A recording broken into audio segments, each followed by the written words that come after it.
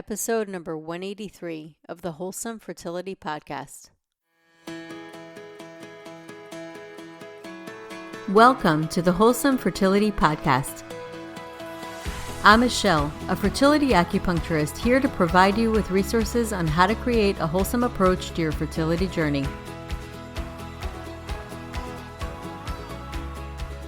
My guest today is Justine Bold. Justine has worked as an academic in the UK at the University of Worcester since 2008. She is now also program director for CPD in the medical school at Cardiff University. She has written articles on infertility, appeared in the media, and co-edited a book entitled Integrated Approaches to Infertility, IVF and Recurrent Miscarriage that was published in 2016. She has published widely in academic journals on gluten and celiac disease and also on the integrative management of female reproductive health conditions. She is working towards PhD by publication, having also co-authored a book on mental health in 2019 and recently contributed chapters to an upcoming book called Gluten-Related Disorders to be published by Elsevier. Justine has had a long personal journey to motherhood, starting with a pregnancy loss in her early 30s, finally becoming a mother in her 40s. She is passionate about raising awareness about the infertility experience and helping healthcare professionals to understand patients and clients to improve patient care, and she is currently working on research projects in this area. She also appeared in the UK at Fertility Fest in 2018 and at the Fertility Show in Manchester in 2019. So welcome to the podcast, Justine. Thank you very much, Michelle. I'm really happy to be here. Me too. So I'd love for you to share your background and introduce yourself. You definitely have quite an extensive background academically, so I'm excited to pick your brain. I have a mixed background, really. I used to work in business and then I had some health problems. And when I was about 30, I started to retrain in nutrition. So being a nutritionist was essentially my second career. Mm-hmm. But I started working in practice with people and on some community kind of health education initiatives. Mm-hmm. But I quite quickly moved into teaching nutrition. And then I joined the University of Worcester in 2008. So I've been there for 14 years. And in 2019, I took a part-time role in the medical school at Cardiff University as program director of continuing professional development. So I have an interest in interdisciplinary learning where health professions learn together, because I think that that's often what is missing from the healthcare mix. Yes. I've also got an academic interest in the way lived experience of patients is used in teaching, in terms of, teaching at all levels, really, but in terms of like informing curriculum, mm-hmm. Helping people decide what we need to teach, but also in communicating to students of all the healthcare disciplines, mm-hmm. What it's like to actually live with a condition and what the impacts of that condition are. And, I'm particularly interested in infertility. But I am working on both male and female infertility. I would say my interest started around female infertility, but it's grown, and I've worked recently on some research projects to do with male infertility. So I've published sort of academic textbooks for health professionals that are integrative in approach. So I'm kind of very interested in whole person management as well. So, and I guess this aligns with your philosophy and your podcast. It's all about sort of what can we do to make it better for patients. Yes. And are there any other, more holistic, person-centered therapies that can be brought into the mix? And actually, there are, and many of them have quite a lot of evidence, and actually they can really improve patient experience. So I'm interested in that, but in getting the message back to medics, I guess, essentially, because they can quite often be skeptics about that, even skeptics about nutrition, which is my own discipline. Right. adding to the patient kind of experience or outcomes or benefits. So I'm kind of trying to get, some of these other therapies that sometimes can be marginalized in the mix, more understood, I think, and so that they have a place in whole person care. And I'm very interested in, using experience of people to shape also research questions as well, I think. So I think that interest that I've got in patient experience and narratives, I realized obviously it has huge potential for education of the next generation of healthcare providers, medics, nurses, allied health professionals, complementary practitioners. It's important there, but it's also important because it can open up new research questions. And sometimes patients, they tell you what is going on. They tell you what makes a difference if you listen to them, I think. Totally. Yeah. So that's me. Awesome. And I know that you've worked a lot on gluten and celiac disease as it pertains to fertility. I have. I've been very interested in, digestion and malabsorption, as a root of all, many healthcare ills. But I'm particularly interested in how it might affect female infertility, the relationship that there may be with conditions like endometriosis, or perhaps reproductive immunological issues where women have issues with that, how it might feed into that. It is a very, it's not well studied. There isn't a lot of literature. And I've published a case report on that. So it's just trying to, break the waves, as it were, so we can get more studies done. I have actually just supervised a research project with a postgraduate student at the University of Worcester. And we did a survey on some infertile women to ask them about the role of gluten in their infertility journey. We're just writing that up. Well, I hope the student will write it up for publication with me. We've got some quite interesting findings to share as a result of that. It wasn't a huge survey. We only got about 23 responses, but we used a qualitative methodology. So that's, gave us data saturation, which is good. So yeah, there's a lot of projects coming through where I hope we can get more out there, which makes it easier for bigger studies to be done in the future.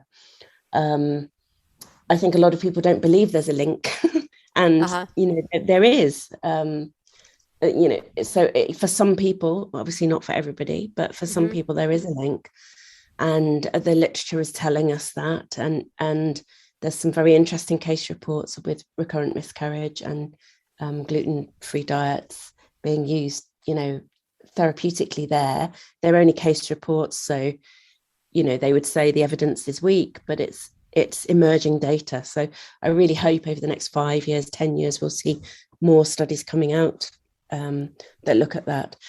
And I think it's one of those things that for me, you'd be silly when fertility treatment costs so much money. Yeah, totally. It's so invasive and it's so stressful. Yeah. Just one of those avenues that you should probably investigate before you open the door on fertility treatment, because it's cheap. It's, yes, it's a bit fiddly. Yes, it's a bit annoying not being able to eat gluten, and it can take a bit of planning, but it's very much easier than going through fertility treatment. So for some women, where there's maybe a history of celiac disease in the family or autoimmunity in the family, just might be worth a try, I think. So it seems like specifically for autoimmune conditions, gluten seems to impact the body's inflammation and reactivity, correct? Yeah, I mean, there's much higher rates of celiac disease in patients with autoimmune conditions. So all of them, rheumatoid arthritis, diabetes type 1, it's the thyroid condition, so Hashimoto's, the autoimmune thyroid condition, that people have a much higher rate compared to general population, much higher risk of having celiac disease with one of those autoimmune conditions. But I very much think that the the root of it and why it makes a difference is because autoimmunity seems to be driven by what's happening at the level of the gut mucosa. And it's to do with increased intestinal permeability. And, what we know, or lay people call leaky gut. Right. And we see that increased intestinal permeability in autoimmune diseases. And we see sort of elevated levels of, there's a protein made by the liver called zonulin. And that it's actually made it released more in response to gluten ingestion. But in healthy people, the gut barrier can recover. But I think in autoimmunity, you get levels of zonulin raised, and gluten obviously raises that. So I think it exacerbates the whole situation. And then you get the food particles crossing that gut mucosa when they're not fully digested. So because they're not fully digested, they're not really recognized as food. So that the body can launch an immune response to them that kind of further compounds, an already overactive immune system. And you get sort of more inflammatory cytokines released at the level of the gut mucosa, more leaky gut being created, that leads to malabsorption of nutrients. So you might get malnutrition longer term, but it perpetuates and exacerbates that whole inflammatory cascade that underpins autoimmunity. So I think, there's a huge link. And I think, we still don't fully understand that there's multiple triggers, I think, for autoimmune conditions. We don't fully understand, is it infection? Is it the microbiome? Is it, food? Is it what is it that leads to that non-self recognition going awry? And it's likely to be multifactorial, but I think, definitely we know that the gut is partly, and what's happening with increased intestinal permeability and damage to the gut membrane is kind of underpinning that autoimmune reaction. So I think you have to think about gluten to some degree, because gluten removal can reduce levels of zonulin, and it can, sometimes enable things to calm down, the gut to heal, and maybe you can get the leaky gut to go away and reduce intestinal permeability. So I think that, there's quite a lot of evidence emerging about low carbohydrate, no grain diets or paleo kind of diets in autoimmune conditions for that reason. And when you mention how gluten increases zonulin, or it gets the liver to release more zonulin in the system, is it specifically to certain types of conditions, or is it really? It's even in healthy people, when healthy people eat gluten, zonulin is released. So even in healthy people, you get that zonulin release in response to gluten. There's a very famous gluten doctor, researcher called Mr. Fasano, Dr. Fasano, and he's published loads of papers on this, really seminal papers on zonulin and its role in modulating the gut barrier, and the role of gluten in kind of augmenting that, and then looking at that role in autoimmune diseases. So it is really interesting that you have that response in healthy people, right, but their gut seems to be able to recover, whereas maybe in people who have underpinning illness or autoimmunity, it kind of perpetuates the situation with leaky gut, perpetuates. And I think I have had infertility myself. I have twins who were conceived through IVF, and I had them late when I was in my 40s. So I'm now, an older mum to, I'm a mum in my 50s, early 50s, to two 9-year-old boys. So I've got, I've been through that process myself. I don't think, I have a family history of celiac disease, so one of my cousins has it, but nobody ever asked me right, if my digestive history wasn't considered important, the fact that I have allergies, and asthma wasn't considered important. Mm-hmm. And nobody ever asked me about my response to gluten. I don't think they ever even considered testing me. And I think this is really common in a lot of women. It's that silo approach to working, where if it's gynecological, they won't think about anything to do with, your digestive system. Right. They look at a separate, like pieces. Yeah. Yeah. It's like separate pieces, silo working. Mm-hmm. It's not linked together. And I think sort of, my interest is in looking at the whole thing together, Yes. including in a way the psyche, and the brain Totally. and the I was gonna emotions. actually bring that up because we know that there's a gut brain connection. Yeah. Yeah. And stress can increase intestinal permeability too. Yes. Yeah. And coping behaviors that people use when they're going through infertility, perhaps they've had a negative cycle, Mm-hmm. perhaps they've had an early loss or something like that, then they might go out and drink too much as a coping mechanism. Right. And then that, even sort of binge drinking could increase intestinal permeability. So Right. it can all have a knock-on effect. And I think we only can unpick all of this and better support patients if we start to put, the pieces of the jigsaw puzzle together. And it isn't, I have to say, it isn't that, you can go to some places and integrative medicine is all the rage, I guess, in the States particularly. But in the UK where I am, it isn't. I mean, there are a few private facilities, but they're very expensive. We have socialized medicine, we have national health service provision, and it isn't isn't hugely considered. So I think it's a great opportunity for us in terms of education. Mm-hmm. And I think it's a great opportunity for us, particularly with the growing areas of healthcare concern, and fertility is infertility, fertility challenges, hormonal problems, they're Mm-hmm. increasing. Yeah. And mental health issues. I think sometimes we don't consider the impact of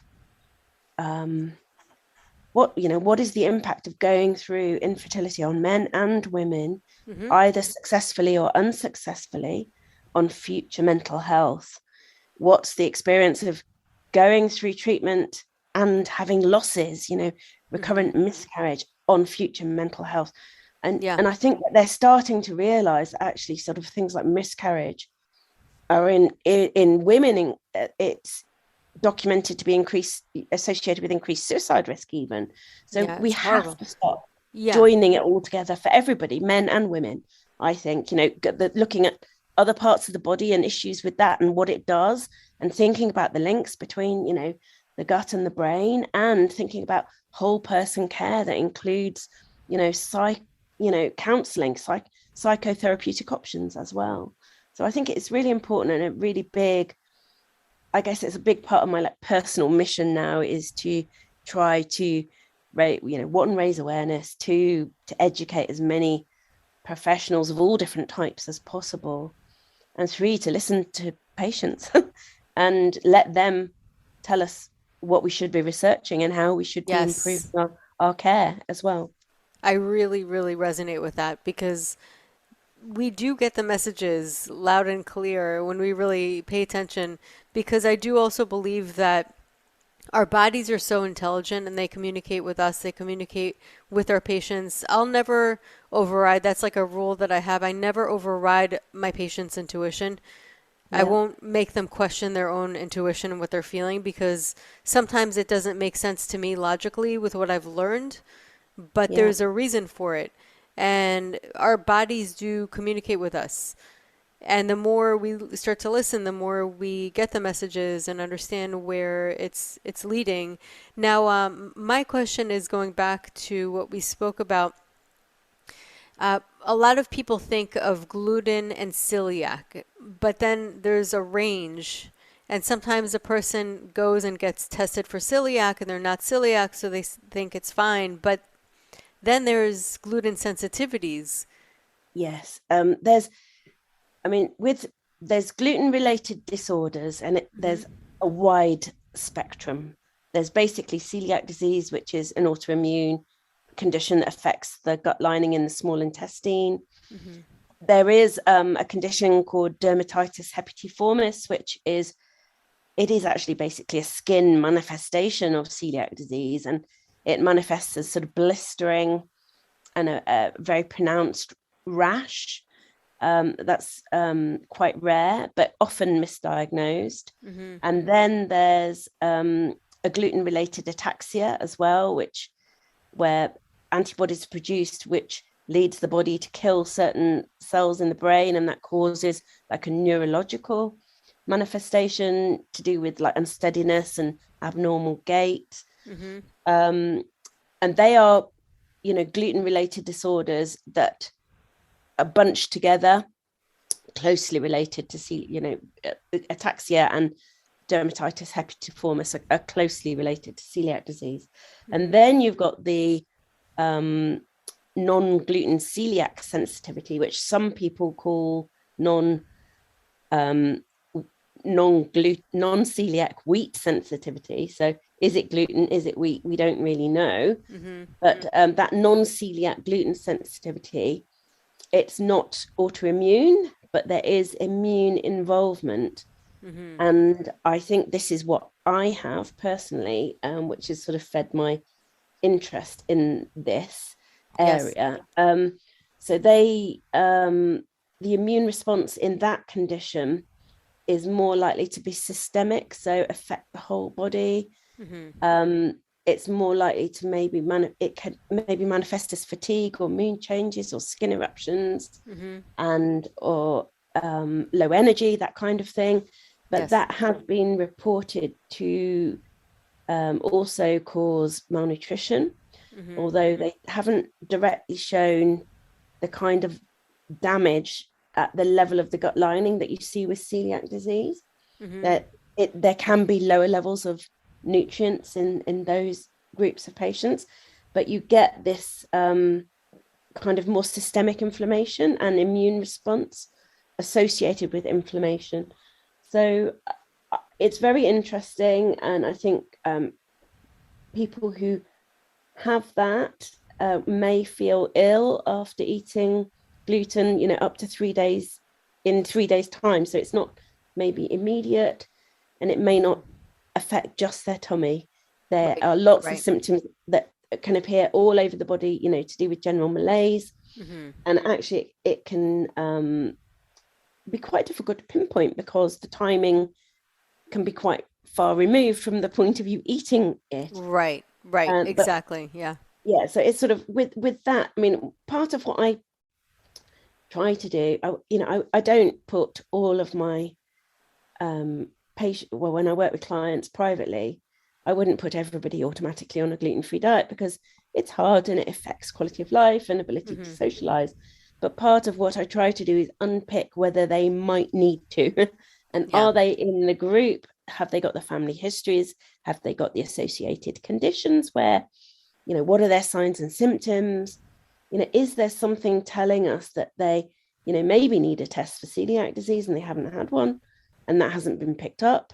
It's been, like a misdiagnosis, or mm-hmm. that maybe they've got this non-celiac gluten sensitivity or non-celiac wheat sensitivity, and maybe it's, if we take the gluten away, it will lead to their immune system, maybe calming down, and other issues to do with, perhaps reproductive immunology or endometriosis might calm down. So it's worth a try, because there's preliminary data from research studies showing a gluten-free diet can, reduce endometriosis pain. They are only small scale studies that have been done in Italy, but they can reduce pain. And the case reports on recurrent miscarriage, there's a few now. I published the first one, but that's been confirmed by other case reports, and there's a few of those saying, in patients where there's been sort of 3, 4, 5, 6, 7, 8 miscarriages, that sometimes mm-hmm. if you take them off gluten, they can go on to have a normal pregnancy. Mm-hmm. And that's got to be worth a try if a woman's been through all of that, so I think part of the trick is working out when it's needed and not not doing it to everybody, because a lot of the processed gluten-free foods can be very high in sugar and fat. You know, they're not the healthiest of foods. You know, to really have a really healthy gluten-free diet, you need to have a lot of gluten-free whole grains. So it can be quite time consuming to prepare, and you know, it's not always easy, and you don't want people to be on a gluten-free diet unless they have to be, I think. And I think what I've become very interested in of late is the real practical ways that you can work with gluten sensitivity to kind of still get some grains into the diet, but get them in a more digestible format. So very interested in slow fermented, you know, sourdough breads, and also looking at, you know, soaking of grains and rotation of grains in the diet. Because if you start to rotate the grains that you have and you're doing slow fermented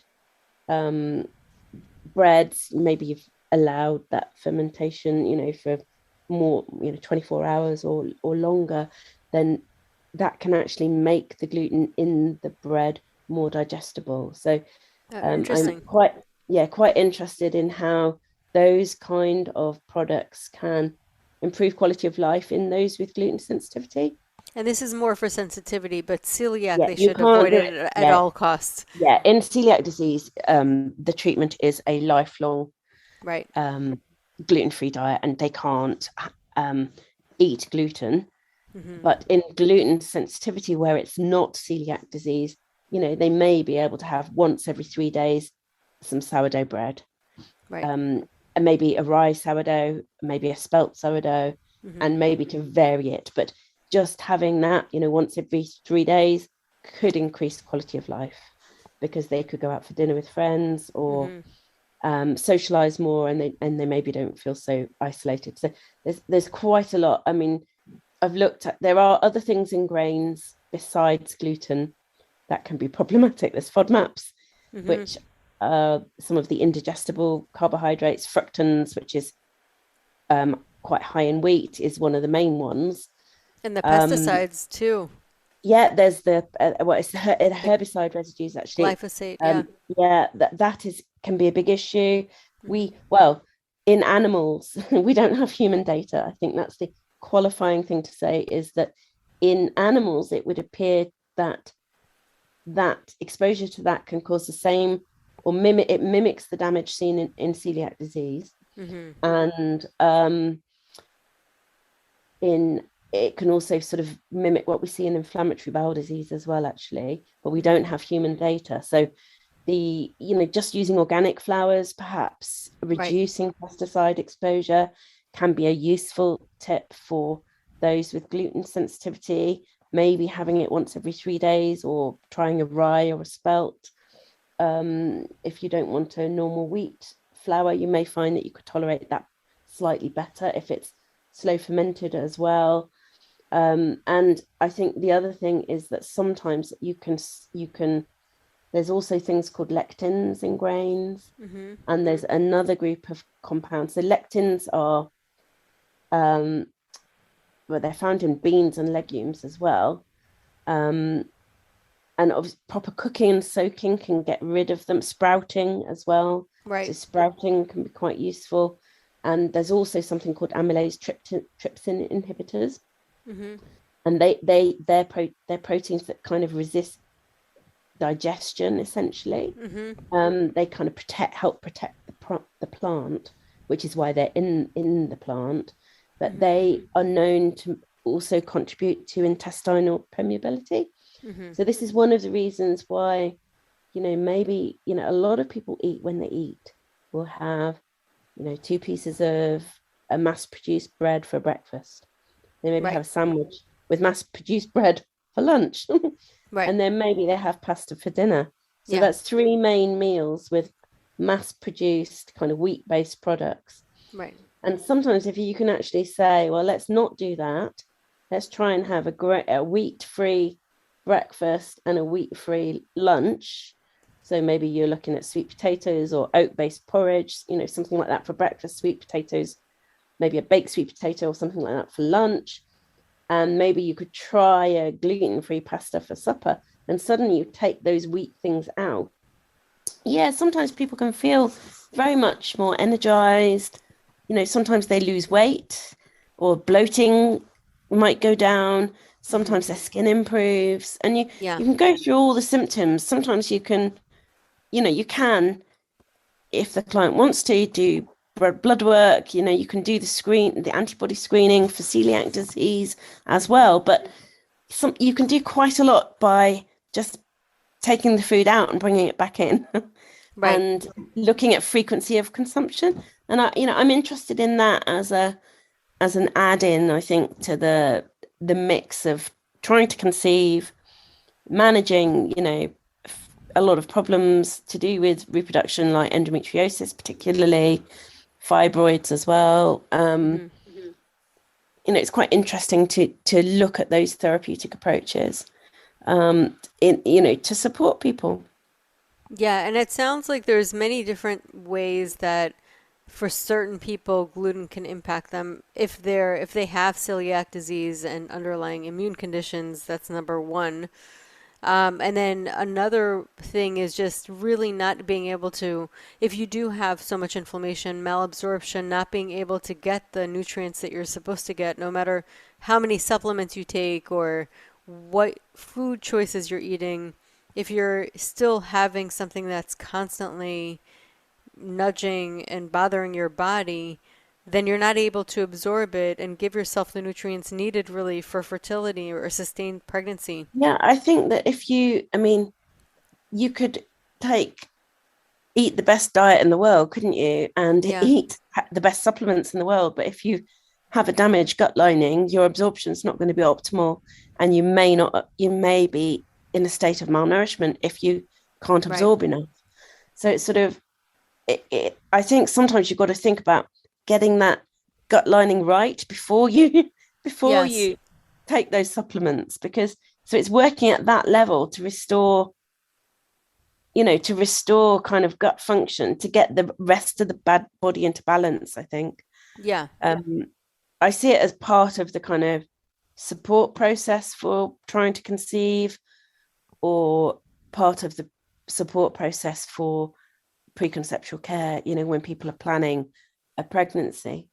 um, I think we healthcare professionals and practitioners should be thinking about it in at that stage. And then I think thinking about, if somebody's gone all the way through treatment and it's failed and it hasn't gone right, or they've had losses or early chemical pregnancies, that kind of thing, Hmm. then I think it's going back and saying, did we do everything? Oh, maybe we missed this. Right. This person's mother has celiac disease and we've never tested her for celiac disease. Right. And if you have a first degree relative with celiac disease, you really do need to be tested. And the first line of testing is, blood testing, where they look at serology. But that isn't the gold standard for diagnosis. To really rule it out, they have to do an endoscopy and take a punch biopsies. Oh, And wow. you could still have a negative serology and clinical symptoms, and you can still end up being given a diagnosis if they end up doing the endoscopy, even with a negative serology. The serology obviously does have a good sensitivity, but it doesn't pick up everybody. Yeah. So it's important to realize that, I think. So I think sometimes it gets missed, and it tends to get missed on the patients that have a difficult time with treatment, I think, or fail, or have recurrent losses. And I think Right. it's like going back and checking that it hasn't been missed. And it's not just, it doesn't, the gluten doesn't just affect women. So men who have undiagnosed celiac disease Hmm. will also have fertility problems. It reduces their fertility too. Hmm. So it affects both genders if it's not picked up. Yeah, for sure. And you were talking about recurring pregnancy losses. A lot of times, if they do studies, and what I find is they don't do enough studies because sometimes they wait until it happens multiple times before looking to see if there's an autoimmune component to causing the losses. Yeah. But could it be that they do the tests and everything comes out okay and clear, but yet again, like you were saying, it could be subtle. They still might have a sensitivity to gluten, which is impacting the Yeah, I losses, mean, correct? they, I think because both non-celiac gluten sensitivity and celiac disease can impact on fertility, it seems. Hmm. It could be either of the conditions. Um, I think that the trick is to work out if there's a family history of celiac disease or if there's any of the, the clearer signs and symptoms of that condition. If Hmm. somebody's anemic, or has low bone mineral density, Hmm. that would be quite a good indicator of celiac disease. Hmm. Um, I think with non-celiac gluten sensitivity, the way that is diagnosed is generally by ruling out celiac disease. There isn't actually a test for that at the moment, which makes it, a Harder, yeah. controversial condition. Yeah. So what they do is they rule out celiac disease, Hmm. by doing the antibody testing, and then maybe they'll do the endoscopy and look at the take the biopsies as well. But then what they do is they exclude gluten and bring it back into the diet. So it's gluten exclusion and challenge. And then it's on the basis of the results of that a doctor will diagnose non-celiac gluten sensitivity. So it's a cumbersome diagnosis in clinic. It's controversial still. There's still research papers being published saying it's not the gluten, it's the FODMAPs, the Hmm. fructans. Basically, it's controversial, and I think that physicians often don't like controversial, diagnoses, do they? Hmm. It's easy. It's an easy one to miss because of that. Right. I think that people with fertility issues probably need some degree of self-awareness of this and to think about it. We need to get more information out to people, on their fertility journeys, I think, Hmm. really.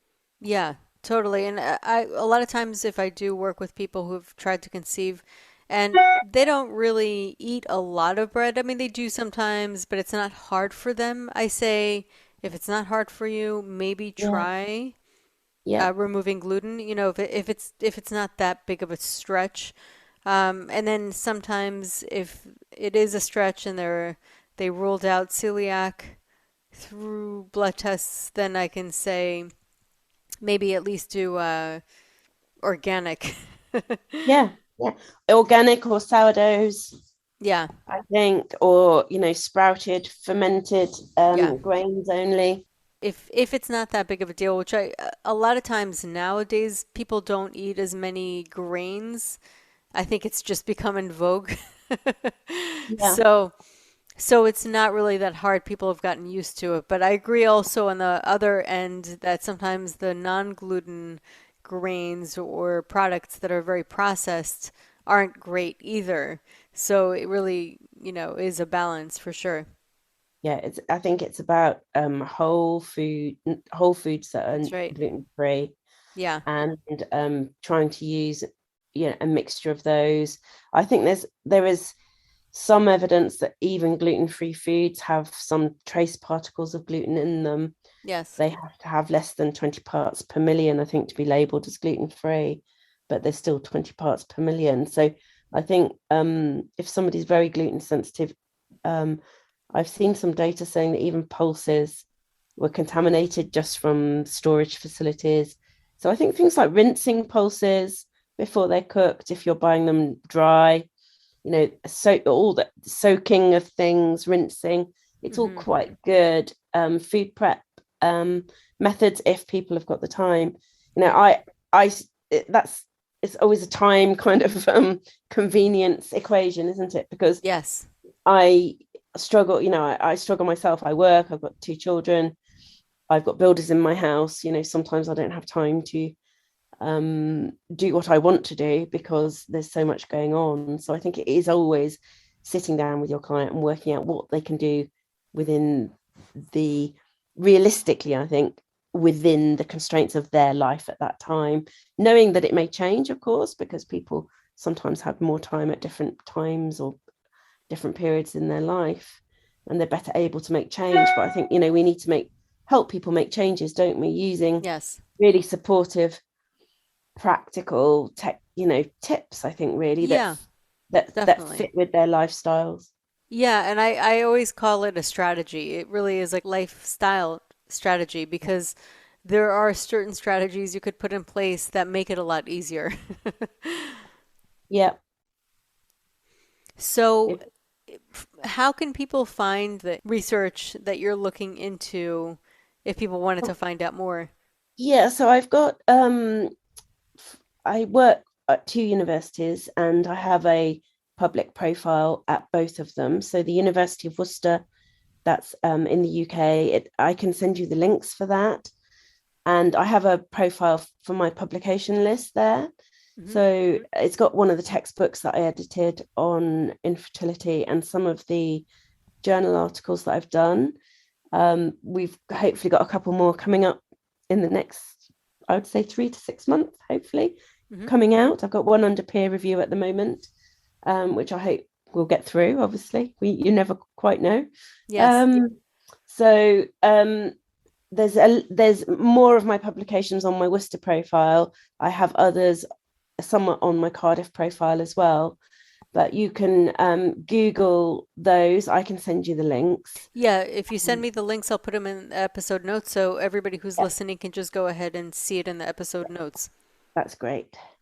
Yeah, and I can send you the link to the infertility textbook as well, that because that's available on Amazon. Yeah, I have to say that isn't written for the public though. That's written for health professionals.